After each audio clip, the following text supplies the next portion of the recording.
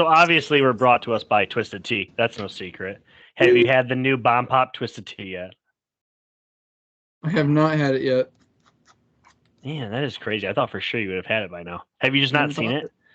I haven't seen it. I I'll buy did. it the second I see it. I did see it one time, and I was like, But it was in a variety. It only comes in a variety pack, to my knowledge. Twisted Tea, if you want to send a gift drop, So I'm a little disappointed. So I'm a big Bussin' with the Boys guy. I listen to a lot of their stuff. Mm-hmm. I think they do a great job with content and how they run their podcast. I think it's really That's fun. Will Compton and Taylor Lewan, right? Yeah. They just recently got sponsored by Twisted Tea, and I initially thought that should have been us. We're bigger than them. We are. People know us. 1,000%. I don't even understand. They're for the boys. We're for the men. Wait, are we for the men? We're not. We're not for the men. It came off a little Twisted Tea Light could sponsor us. What about that? Yeah, Twisted Tea Light, Peach Twisted Tea, whatever it may be. You ready for the next team? Whatever boat you're floating. All right. Sure. Carolina Panthers, 7-10 last year, but they did go 4-2 in division. Okay. Get ready for this list of ads because this team was very active. The number 1 overall pick they acquired via trade from the Bears. In that, they drafted Bryce Young. They signed Shai Tuttle, safety Von Bell, tight end Hayden Hurst, running back from the Super Bowl runner-up Miles Sanders, quarterback Andy Dalton as probably a backup, maybe a week 1, 2, 3 starter somewhere in there. Wide receiver Adam Thielen out of Minnesota comes over. Wide receiver DJ Chark. He's been a long stay in the NFL. He's been productive pretty much everywhere he's been. Cornerback Eric Rowe, solid NFL corner in this league. The losses, though, and this one's probably the biggest one, DJ Moore. He was obviously sent over in that trade to the Bears. One of the reasons I mentioned I was high on the Bears. Well, I can't wait to talk about the Bears. They lose Sam Darnold and then Corey Littleton. What do you got? What do you got as far as ads and losses that I didn't say? No, that's pretty much it. Another Bengals safety has been moved to the NFC South, Von Bell.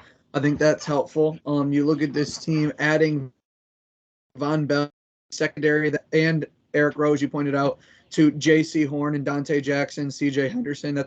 Again, they're building up the secondary. They kind of see some of the teams that you got to play, all the quarterbacks, and, you got to have a good secondary.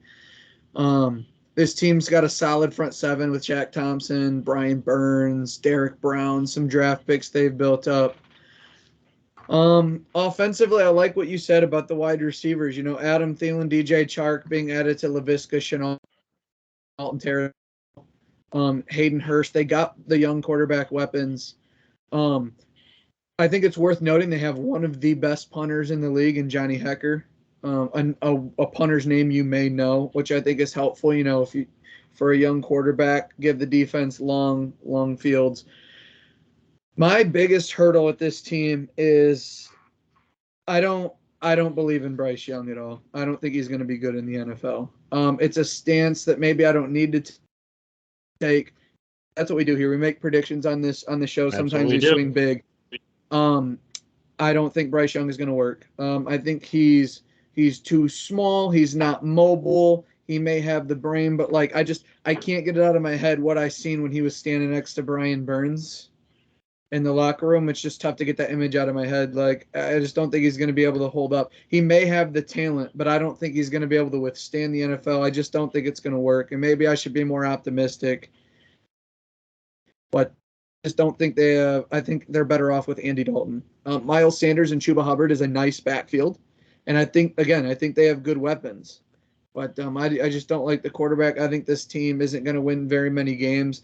I think they're going to commit to Bryce Young. They have a former quarterback, a head coach. They have a very good seasoned veteran, backup role in Andy Dalton. So he's going to get the coaching and everything that he needs.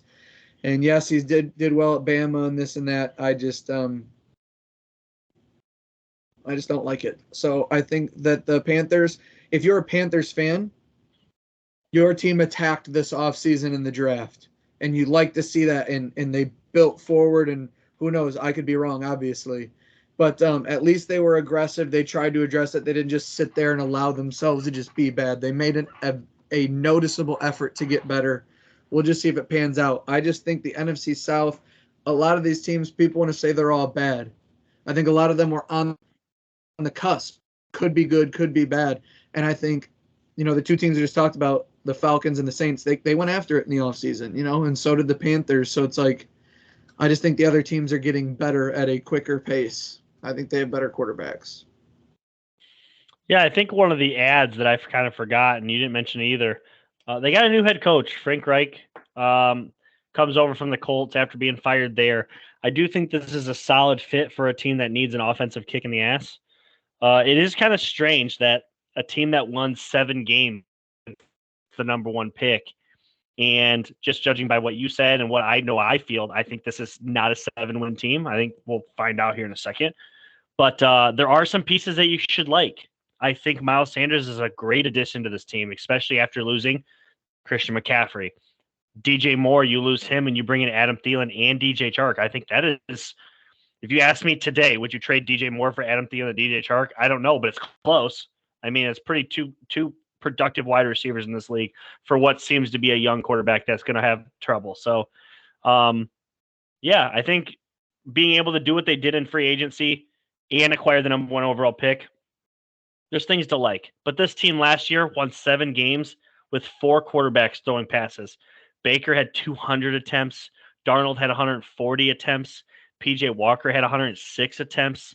And then Jacob Eason had 5 attempts. Not a ton, but it's just like they need stability. Does Bryce Young give them stability? Don't really know. I think Andy Dalton probably starts the year. That maybe gives them a chance to win a game or two, honestly, because there's a veteran quarterback that steps in and is able to play right away. I don't really know. Or do you think they're just trotting? Yeah. I think they've done too much around him and to trade up to get him. Because if you trade up to the number 1 pick, that means you know who you're going to get. Correct. I don't think they traded up to one. They're like, we'll figure out CJ. But no, they wanted Bryce. They went out and they built this team with veteran weapons, a head coach, and a veteran quarterback to help teach him. I think Bryce Young's the definitive starter week 1. I don't even think there's any question about that. I would be shocked if Andy Dalton started week 1.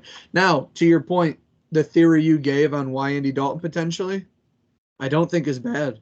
I think it's pretty reasonable. But if you do start Andy Dalton, then everyone's like, well, win, come on, get him in. You know what I mean? I think they just got to. And everything that they've said from camp and everything they've leaked about him mentally, they're not even saying that he can withstand the whole playbook. They're saying they're beginning to expand it because he's that good mentally with the playbook. I don't question his mentals, and I think he's going to play. It's just physically, I think the NFL is faster and bigger, and I think it's going to be a problem for Bryce Young. I don't think he's one of the outliers. If he's 4 inches taller, you feel great about him, but he's not. Yeah, I just don't think, blow me away with arm strength, and he doesn't blow me away with athleticism. He's accurate, he's smart with the ball, and he knows what's going on, which is a big part of the game. When you see him meeting Brian Burns, their edge rusher, and the size difference, I mean, he's going to get popped 1, 2, 3 times. I don't know if his body can handle that. Or the picture of him literally behind the offensive line, you can't see him. Yeah, and people say at Bama he had a line and it worked. I understand that. I just think that the 2 short guys everyone talks about is Russell Wilson and Drew Brees. Drew Brees got rid of the ball so fast that he hardly got sacked. And then you found out he's played with 2 broken ribs and a bruised left shoulder, and he could do that. I don't know if all people can. And Russell Wilson, he's much stockier in terms of his frame, and he's kind of a magician. His ability to slide and scoot out of the pocket, he's fast. He got drafted in baseball. I just think those 2 guys are so dynamic that I'm not ready to put Bryce Young in that category, and I'll wear it if I'm wrong, but I just don't think I will be. Yeah, that's all I got. Ready for some predictions. Also, just to go through a couple things, last year in passing, they were 28th. and in rushing they were 10th. I don't think those numbers change with their additions. I think they're going to be, maybe a little better with Sanders now. Passing maybe a little better, but like not enough to change a bunch. And then defense, their pass defense was 23rd, rush defense was 18th. Most of their acquisitions were on offense outside of safety Von Bell and corner Eric Rowe, which they can maybe improve their passing defense. I just still think this team is somewhere between 16th and 23rd in every category, which is just really, really mediocre. I think they turn. I mean, it's just. I'm not a big fan of the Panthers. Take it away. Okay, week 1 at the Falcons. Yeah, that's a loss. We gave that already. Week 2, they host the Saints Monday night. That's a loss. 0-2 to start the year. Then week 3 on a shorter week, Sunday to Monday, they fly all the way to Seattle. Excited to talk about Seattle. This is a loss here.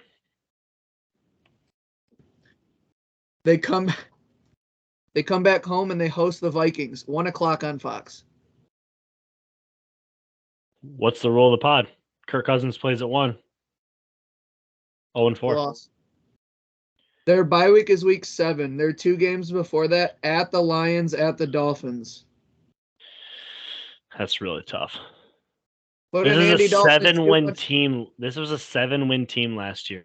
I think they're 6. And I have them 0-7. 0-6 for bye week. Well, the bye week is week 7, so it'll be 0-6. Okay. So yes, I have them 0-6. Come out of the bye week. They host the Texans. I'm gonna give them a win. I'm gonna give them a win there. I think that's more than fair. Back-to-back home games, they host the Colts. I think. Frank Reich against his old team. I'm giving him a dub. Colts have a rookie quarterback too, and they're better. The Panthers are better than the Colts. I don't agree. You jump ship on the Titans. I'm not ready to jump ship on the Colts yet. You should. I know. You should abandon that fucking ship. It has been shot with a cannon. AFC South is going to be a battle for me. I'm going to have to do some homework and come up with some theories. I'm telling you. But, okay. Then they're Thursday night. Short week. Chicago. Love Chicago. I don't love Chicago. I like Chicago. Okay. Then then Sunday, long week, but they host Dallas. Oh, Dallas is beating the brakes off them. Now they go on a 3-game road stretch at the Titans. Panthers. Fuck, dude, I'm giving it to the. Oh man, at the Buccaneers. I'll give it to the BUCS. At the Saints. Saints. Okay, now they host the Falcons. They sweep. They're getting swept, so that's a loss. Then they host the Packers. Packers. Then they're at Jacksonville. Jacksonville. Then they host Tampa. They're just trying to get the first overall pick, so they're not even trying. Yeah, no, Tampa's winning that game anyway. I have them at 2 wins. There's no way they're only winning 2. I got it 3. We disagreed on the Colts game. That was literally it. So even if you, and I always like to play devil's advocate. Let's say I get 1 or 2 games wrong. The max amount of wins I have them is at 5. I'm interested to know what their over/under is. I think it's probably 4.5. That's my guess. Did I get it? Get out your sports book, baby. Their over/under is set at 7.5. No way they're getting 8 wins. No way. There's no way they get 8 wins. No shot in hell they get 8 wins. You know who we did this about last year, though? And we were so wrong. Do you remember? Yeah. And the Giants. The Giants. That's who we were way off on. Buried them, boys. Yeah, they made the playoffs. This isn't that, though. Would you agree? Yeah, but they ain't winning 8. They're not winning 8. That's 7.5. No, there's no way. I feel like I gotta put money on that right now. Gosh, 3-14. Like I said, let's say I missed 2 games. I'm putting a star next to this. I gotta hammer that 7.5. I don't. Right now, it could be a 5-game. They win 5 games. I said they would lose. They would be 7-10. There's no. I cannot see them getting to 8. There's no shot. No. Yeah, I agree. There's a stretch of 5 games. You know what you didn't say real quick? Sorry. Who are your odds by FanDuel, obviously, correct? Yeah. Okay. Oh, yes, they're all by FanDuel. But they have a 5-game stretch where 4 games are on the road, and the home game is the Cowboys. No, they're getting their ass kicked today, the Cowboys. Like, that's so tough. Their first 6 games, 4 of them are on the road.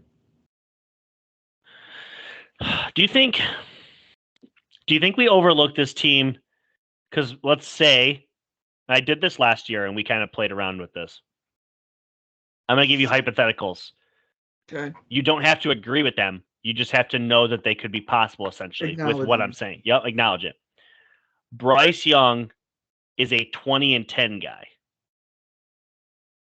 Miles Sanders is a top 5 rusher in the NFL. Thielen stays healthy for the whole year. And this defense actually does what it's been projected to do for years and is top 10. I mean, that's a lot of asks. If Thielen's healthy, I don't think he's ever been a number 1. He's had Stephon Diggs or Justin Jefferson the whole time. Number 1. DJ Chark has been successful around the league as like a 3 or 2. Bryce Young only gets 20 touchdowns. Let's add 2 on the ground. Miles Sanders, top 10 rusher. I think this team, with all that, I think they could be 8-9. And that's a lot to ask. And their over-under set at 7.5. Like, I have to put something on that. I just hate seeing active bets in my slip forever. I hate seeing them just sit there. Bothers me. I get antsy. But no, I start it. 2 wins is always going to be. I understand listeners may roll their eyes, guys. 2 and 3, but like, if that is the case, and you're listening right now, and you've stuck with us this far, I challenge you to look at this depth chart. Go on ESPN, click Panthers, click depth chart, look it over, and then go to their schedule and see where you found 8 wins. It's tough. I mean, I'm not even saying my 2. FanDuel over under 7.5. You find me 8 wins, and you'll feel gross about it. Yep. All right. Ready for this next team? Dude, I'm ready for every team, boy. I'm coincidentally wearing a Buccaneers shirt. I thought about wearing my Mike Evans jersey. Fuck everybody, dude. Go Steelers. Ooh, really like this. This is breaking news. Live. Nothing crazy. Oh. The Patriots have reached an agreement on a 3-year deal with Devontae Parker, who is already on the team. Okay. Yeah. Yep. That means they're not getting D-Hop. No. You're freeing up cap space by adding money down the road. They're adding even more cap space. Yeah, this is Devontae Parker. I thought we'll talk about Devontae Parker later. I thought he had a great year last year. I think he's being underrated by a lot of people. Tampa Bay. The 2022 season, they were 8-9, breaking a rule that I've always said. If Tom Brady suits up for you every game, you win 10 games minimum. Not last year. They were 4-2 in division, though, which got them into the playoffs. They lost in the wild card game against the Cowboys. Tom Brady's last game me and you got together for, watched it beat-ups. In the offseason, they fired Byron Leftwich, their offensive coordinator. I'm hoping you can help out because the only notable ads that I have down for this team are Baker Mayfield and running back Chase Edmonds, and lots of losses here. Obviously, Tom Brady. Running back Leonard Fournette they released. Shaq Mason's gone. Tight end Cameron Brate's gone. Their top corner Sean Murphy Bunting is gone. Their top tackle Donovan Smith is gone. Last offseason, if you guys can remember, they lost a lineman to the Bengals. They lost another one to retirement. This is an interesting team. Anything you have for ads and losses here that I forgot? Some ads. They got a safety, Ryan Neal, offensive lineman, kind of a traveler, but Matt Filer, a decent lineman. They lost Scotty Miller as well. Their deep threat. No, there's really nothing notable. Obviously, their losses has eclipsed their gains by a lot. This team's going to look a little different. They also signed John Wolford, another quarterback, because I don't think they believe in Kyle Trask. To be fair, before we even get into the wins and losses and stuff, this team only won 8 games. So as hard as we're being on them right now,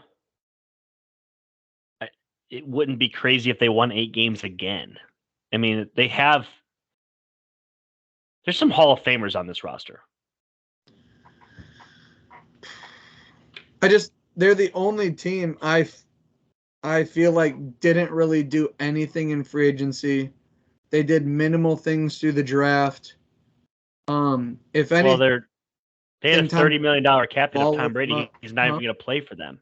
They're strapped on cap. And I know I'm not saying there wasn't a justified reason for it. Yeah. They didn't really get better. They're going to play first place schedule. I think the Saints and Falcons got exponentially better in their division.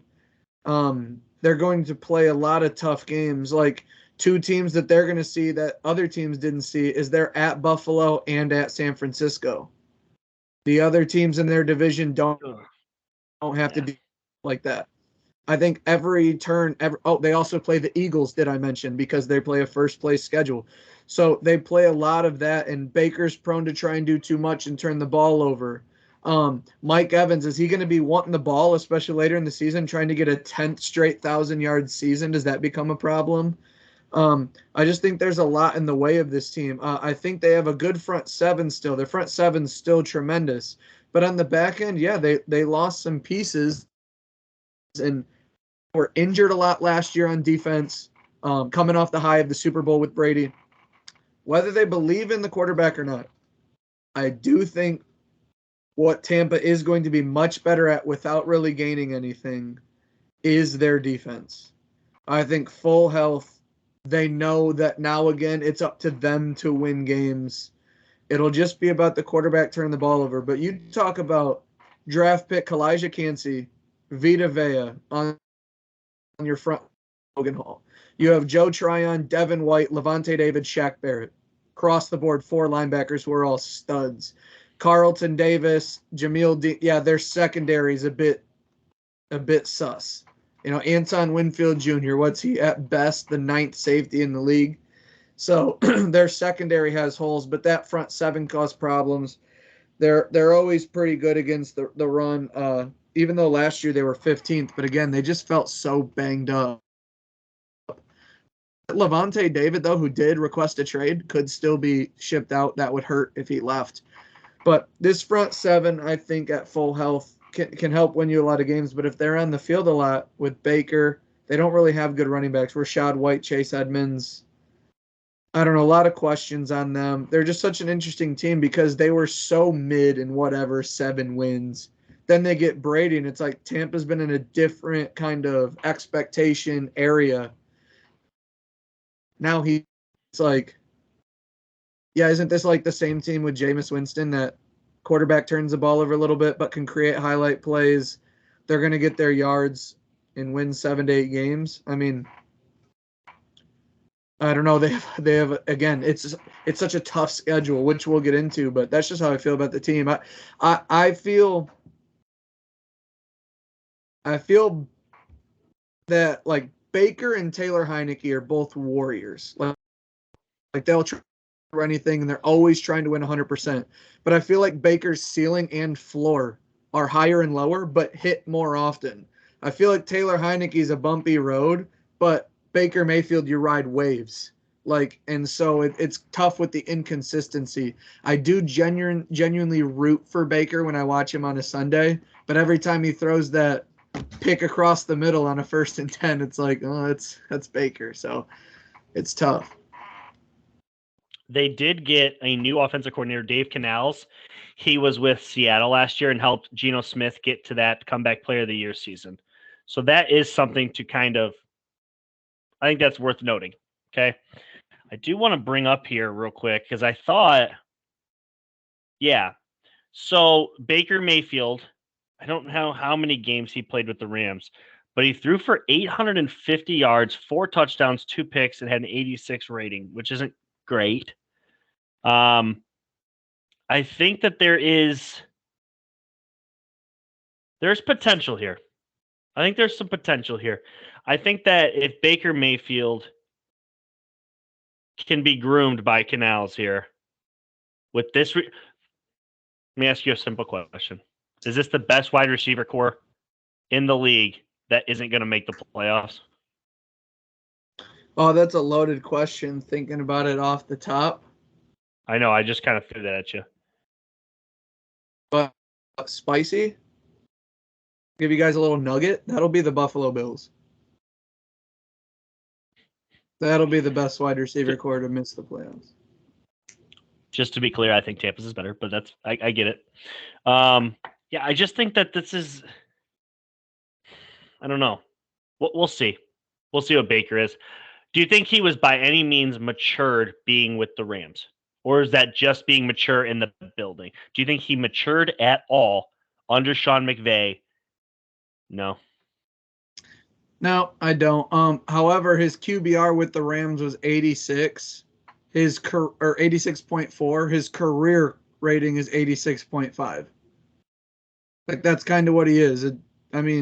But you look at the just the turnovers, and that's the issue with Baker. I mean, he can do great things, but I watched a lot of BUCS games last year. Obviously, it was Brady's last season. Who the hell is the lead running back for the BUCS? Yeah, it's Rachaad White. They picked up Chase Edmonds. That's what I'm saying. This team can't even run the ball. They weren't able to run the ball last year with Tom Brady at quarterback. Yeah, and that's the thing. I think this offense is going to struggle. I think he's going to try and, force the ball into Mike Evans and Chris Godwin, which both tremendous receivers. Be highlight plays, but this team is going to have to win on defense. But the thing is like on any given Sunday, do you trust the Buccaneers to hit 20 points from their offense? I can't say I do. No. Yeah, it's going to be tough. So even if this defense holds teams to 16, 17 points a game, those are still probably going to be losses in a lot of those situations. Yeah. Let's hit the schedule. Let's do it. All right, the BUCS come out Sunday, September 10th at the Minnesota Vikings. What time's the game? 1 o'clock on CBS. 1 o'clock. Kirk. You like that? I do Week like 2, they host the Chicago Bears. I think that front seven poses a lot of problems for Justin Fields. Yeah, I do like. I don't think Tampa's horrible by any means. Do I think Tampa's horrible? They're going to win some games. This feels like one of them. Give me the BUCS. Week 3, Monday Night Football. They host the Philadelphia Eagles. Eagles are an interesting team. They paid their quarterback. They lost their top running back. They're still way more dynamic than the BUCS. Remember, though, they got DeAndre Swift. Oh, that's right. They did get DeAndre Swift. That's right. Yeah. So they maybe even upgraded. Yeah, who you taking? That's what I think DeAndre Swift I like is the a Eagles little here. bit less in the passing game, but he's just as good as a runner. Maybe better. Yeah. But we have that as a loss, right? Yep. Okay, then they're at the Saints. I believe we gave them a loss there. Yep, I like the Saints. And now what kind of hurts them is they already have their bye. And we got them at 1-3. Now, is this a moment where they're like, let's see what we got in Kyle Trask? There's questions, but they're 1-3, going to the bye week. They come out of the bye week. They host the Detroit Lions. Off a bye. This is a spot where, again, I'm not as high on the Lions as other people, and I think that the NFC North's a pretty good division. I like the BUCS in the spot off the bye at home.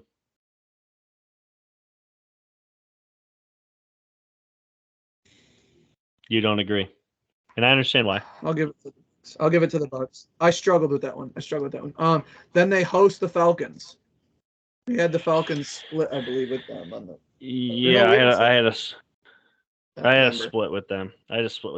They host the Falcons. Yep. So they're getting a win, so they're 3-3. I have them at.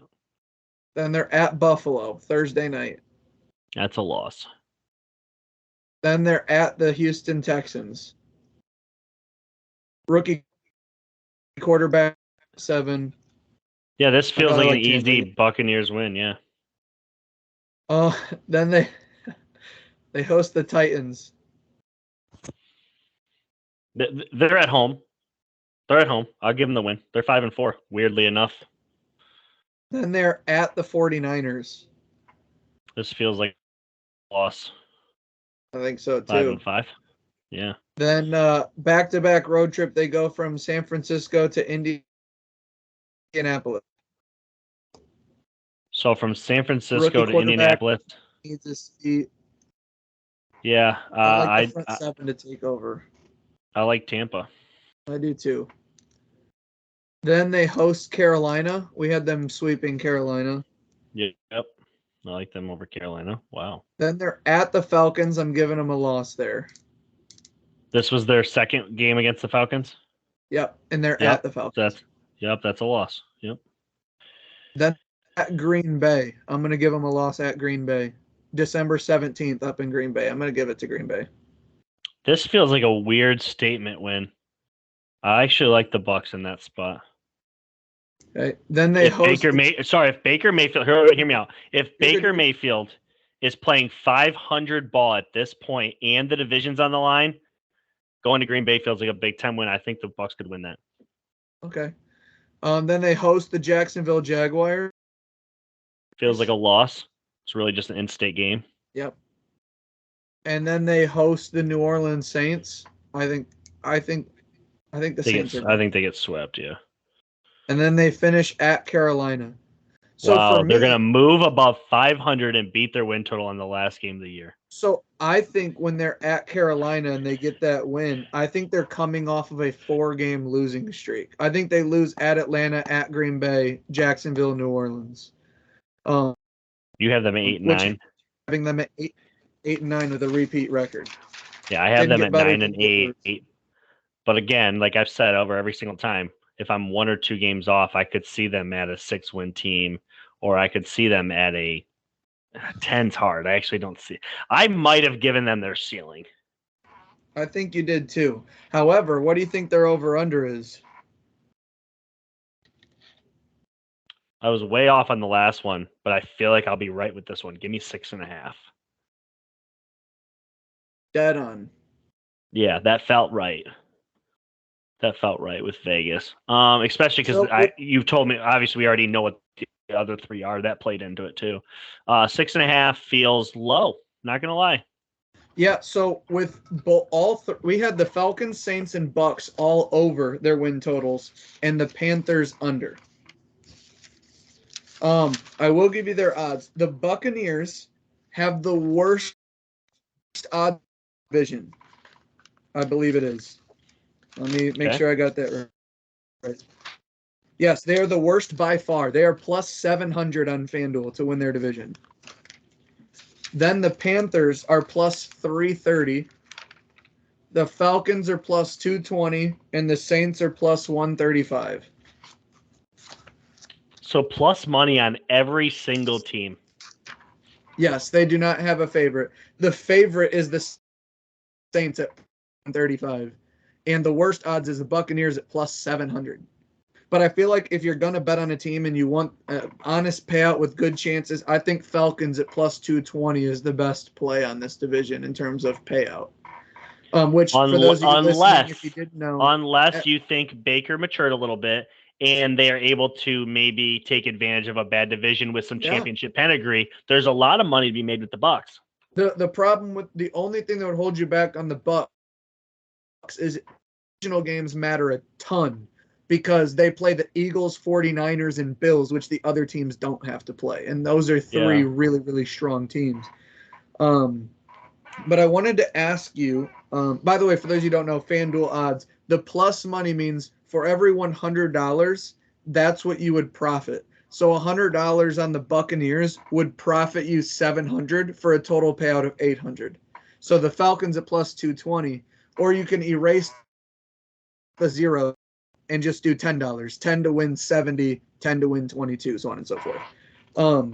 But I don't have divisional records in front of me, but mine is a tie for the Falcons and Saints, Bucs in third, Panthers at the bottom. Yours is clear cut. Saints, Falcons, Bucs, Panthers. Yeah, I came in here wanting to tell the audience that I have the Falcons winning the division. But after going over the schedule, I obviously picked the Saints going, we did it blind, just week by week, what I felt was right. I still want to go with the Atlanta Falcons. But your top two are the same as FanDuel's. Saints, Falcons, your order. Well, I guess so is mine, but they're tied. Personally, I think those are better teams. And here was the fun thing I wanted to do at the end. We saw a little bit on Colin Cowherd. I'd like to do this each week with you, but I want you to from worst to best just solely on their head coach quarterback combo. So here's my ranking. Number 1, I have Dennis Allen and Derek Carr, because I think Derek Carr is so much better of a quarterback, but I do think Dennis Allen may be the worst coach, but I have them at 1. At 2, I went with Arthur Smith and the Heineke Ritter combo. I think Arthur Smith is and you have 2 quarterbacks who could work. This is really tough. At 3, I gave it to Bowles and Baker, which I think a lot of people would have higher. Todd Bowles, defensive coach, Baker's turnover and needs help offensively, so I didn't love it. And number 4, I put Frank Reich and Bryce Young simply because it's the coach's first year with the team and a rookie quarterback. So that was my rankings 1 through 4. I'm curious to hear yours. Before I give my rankings, the best quarterback in the division is Derek Carr. The best coach, I feel like, is Frank Reich. Let me say that. Now I'll rank them. Okay. Because of, I'll also say I think the worst coach is probably Dennis Allen. I agree with you. And the worst quarterback might be Desmond Ritter. I actually, on my sheet, I think that could hold the Falcons back, is them going with Ritter and then eventually putting Heineke in. I think they'll be better. Yeah. Give me Saints combo, Buccaneers combo, Carolina, Atlanta. So just know you have the Falcons at 10-7, potentially winning the division, but you think in their division they have the worst head coach quarterback combo. Just something to think about when. And the reason I'm so strong on them is simply Saints, for pass rush and rushing game. Yeah, and the thing is, though, is like when you're borderline doing these on bets, if you will, futures, you have the Saints at 13-4, and you also have them as the best head coach quarterback duo in the division. And if Derek Carr got hurt, there's still a case for Jameis Winston to be the best quarterback in the division. Yeah. So Taysom Hill is in the mix. It's kind of funny. So I thought that would be fun to do. Yeah, I do have another thing to add real quick. We got mailbags too. I wanted to touch on the mailbags. We got mailbags, and then we also I wanted to release the results of the poll. Hang on here. It's not loading, of course. because why would it? Also, for you listeners, while we have a little downtime with Jeff listens to that, listeners, I do want to get your feedback on one thing. These are long pods, and maybe you enjoy listening and you like that they're long. Maybe to us on times 1.5 speed. But the biggest feedback I want is we are going all through all 17 games. Do you think we should be more rapid fire on those, or did we go at a good pace? Should we break it down a little bit each time briefly, 1 or 2 sentences, or do you want us off the cuff, win, loss to move faster on that? I think that would be good feedback for us as we go through this new formula on the division breakdown with the schedules. Okay. So as far as the poll goes, okay, we have 21 total votes. The winner of the poll is the Buccaneers with a caveat. With a caveat. 7. Okay. 3 of them are Bucs fans, I know for a fact. Christian, 4th, Jared, and who's the third? Christian, Jared, and my buddy Ben. Okay. Oh, Ben. Okay. Yep. And another one, Tyler, who listens to the pod, pretty sure, lives in Tampa. Okay. He's a Patriot fan, but obviously Brady played there. So literally 4 of the 7 have ties to the Bucs. Okay. Number 2 is a tie with who we had, Atlanta and the Saints. And everybody has Carolina. Well, and then 4 for Carolina. How many votes? So it's 7, 5, 5, 4. So it's Bucs with 7, Saints with 5, Atlanta with 5, Carolina with 4. What I think is crazy in terms of maybe out of a vacuum, yes, breaking down, maybe you change, but me and you can't even construct a generic fake way to get them to 8 wins. And 4 people think they're going to win the whole division. Yeah. That is bonkers. Yeah. That is absolutely bonkers. Also, what's for the Bucs? Jordan Maguire? Yeah. I think right now he would pay for a signed Baker Mayfield jersey. He will fist fight anybody in a bar defending Baker Mayfield. He absolutely loves the guy. Okay, now so that doesn't answers that because he told me he thinks Baker is better than Derek Carr.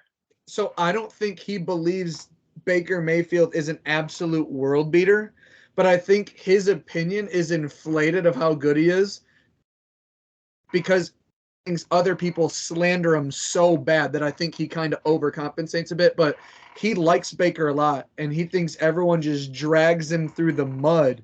And, he'll defend him on, the Brown situation and this and that, injuries, you'd have that talk with him, but he's a huge Baker fan. And I knew he would pick the Bucs too, because of the quarterback there.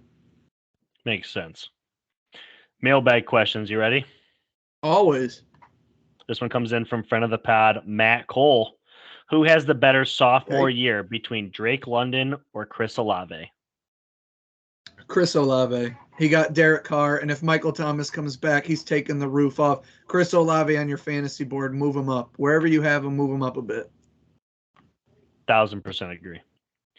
Kyle Miller writes in, does a Falcons defender lead the league in tackles again? I'm going to say no, and then just backtracking real quick for Matt, I still think Drake good season. Yeah. But no, I don't think a Falcons defender is going to lead the league in tackles. Agreed.